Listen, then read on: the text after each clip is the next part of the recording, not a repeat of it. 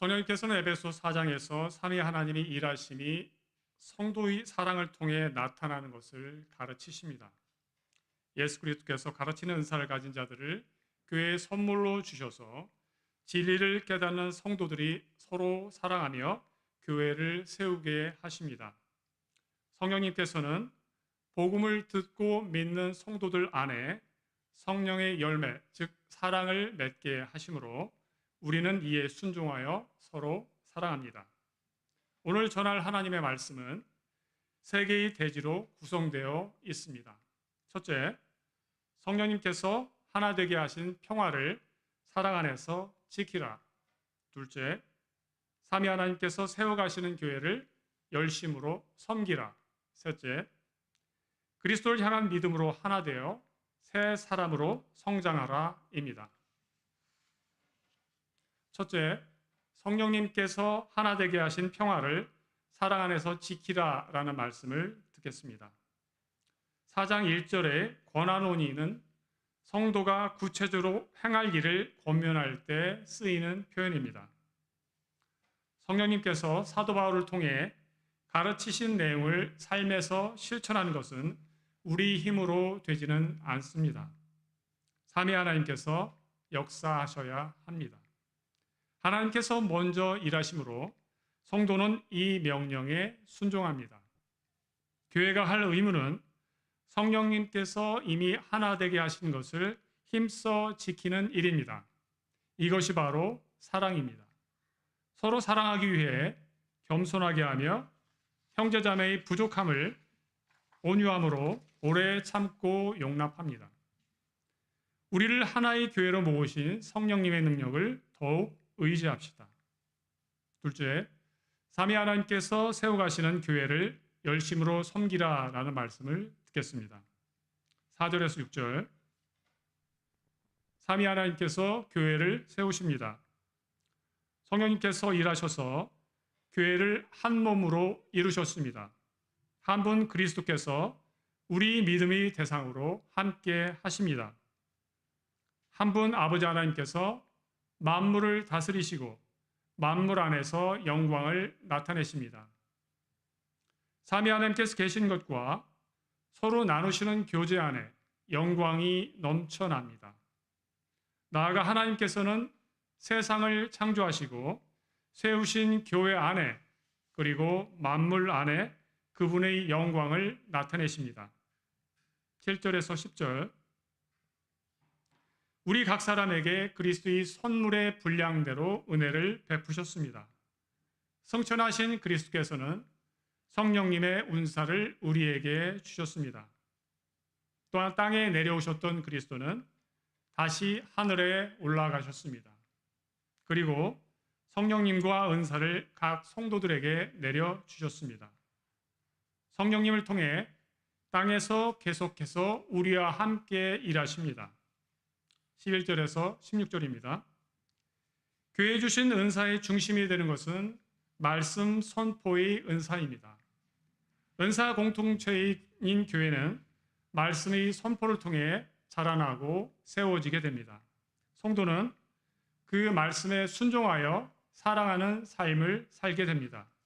7절, 11절에서 반복하여 그리스도께서 주셨다고 하시며 가르침의 은사를 가진 사도와 목사를 교회에 주셨음을 말씀하십니다.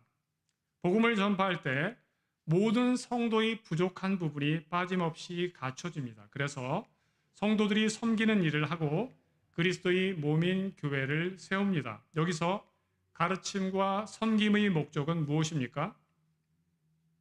모두 예수 그리스도를 믿는 것과 아는 일에 하나가 되도록 성장하는 것입니다. 그리스도의 분량만큼 교회가 온전히 성장하는 것을 의미합니다. 사도와 선지자, 복음 전파자, 다시 말씀드리면 사도를 도와서 여러 교회를 세웠던 직분자가 가르치던 시대는 이미 끝났습니다. 성령님께서는 그들을 통하여 성경 말씀을 교회에 남겨주셨으므로 지금은 목사이며 교사인 직분자가 사도와 선지자 그리고 복음 전파자의 역할을 계속합니다. 목사는 교사로서 잘 가르치는 일을 하며 목자로서 성도를 인도합니다. 14절에서 16절은 11절에서 13절의 말씀을 다시 반복해서 설명합니다. 초대교회에서는 사도와 예언자를 통해, 우리 시대에는 목사를 통해 복음이 분명하게 전파되고 그곳으로 교회가 더욱 든든히 서갑니다. 그럴 때 마귀가 던진 헛된 가르침에 교회가 흔들리지 않습니다. 15절에 참된 것을 말합니다. 곧 그리스도에 대한 진리와 믿음이 더욱 풍성해집니다. 우리 본성과 세상과 마귀로부터 거짓이 계속 일어나고 있습니다. 그래서 하나님께서는 목사를 부르셔서 진리를 계속 선포하게 하셨습니다. 강조되는 것은 사랑 안에서 참된 것을 하는 것입니다. 진리를 말할 때 무례하거나 협박하지 않습니다. 사랑으로 말합니다.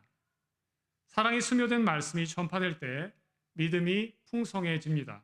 15절에 그리스도의 완전함을 향해 자라갑니다.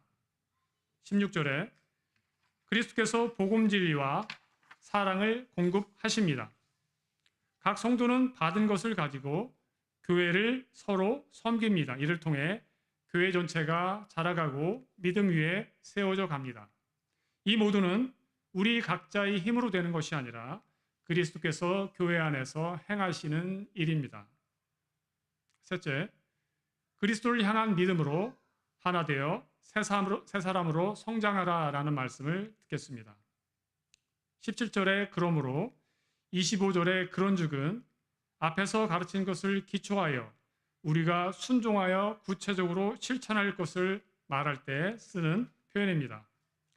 4절에서 16절에서 그리스도께서 교회에서 은혜의 일을 하실 때 우리는 다음과 같이 순종으로 반응하여야 합니다. 17절에서 19절, 이방인이 헛된 삶을 버려야 합니다. 이방인은 마음이 허망합니다. 믿음이 마음이 없이 우상을 향한 결과 헛되게 행하고 방탕과 더러움으로 욕심을 따릅니다. 20절에서 24절, 그러나 우리는 그리스도 안에서 새 사람이 되었습니다. 우리가 배운 그리스도께서는 그들처럼 행하라고 가르치지 않으셨습니다. 우리는 예수 안에 있는 진리를 듣고 가르침을 받았습니다. 듣고 믿어 그리스도와 연합되었습니다. 마음과 생활에서 탐욕으로 썩어져가는 옛사람을 벗어버립시다. 참된 의와 거룩함으로 지으심을 받은 새 사람을 입읍시다. 하나님께서 새롭게 창조해 주신 그리스도 안에서 새로운 사람으로 살아갑시다. 이 말씀은 믿지 않는 자들은 지킬 수 없는 명령입니다. 우리도 이 명령을 자신의 힘으로 지킬 수 없으나 성령님을 통해 그리스도와 연합하였기 때문에 성령님을 의지하여 지킬 수 있게 하십니다. 25절부터 32절 그리고 5장 1절부터 2절까지 보겠습니다. 여기서는 10계명을 실제적으로 순종하는 것을 가르칩니다. 25절에 지체가 됨이라 라는 말씀은 우리는 지체로서 성도이며 하나님의 성전으로 지어져 가고 있다는 것을 의미합니다. 성도는 새로운 관계 속에서 살아갑니다. 더러운 것을 버리고 거룩해야 된다는 것을 의미합니다. 우리가 분쟁을 일으키는 말을 하지 않도록 주의합시다. 그리스도의 은혜를 끼치는 말, 서로를 거룩한 성전으로 세워주는 말을 합시다. 그리스도께서 우리에게 은혜를 주셨으니 성도들 서로에게 은혜를 끼칩시다.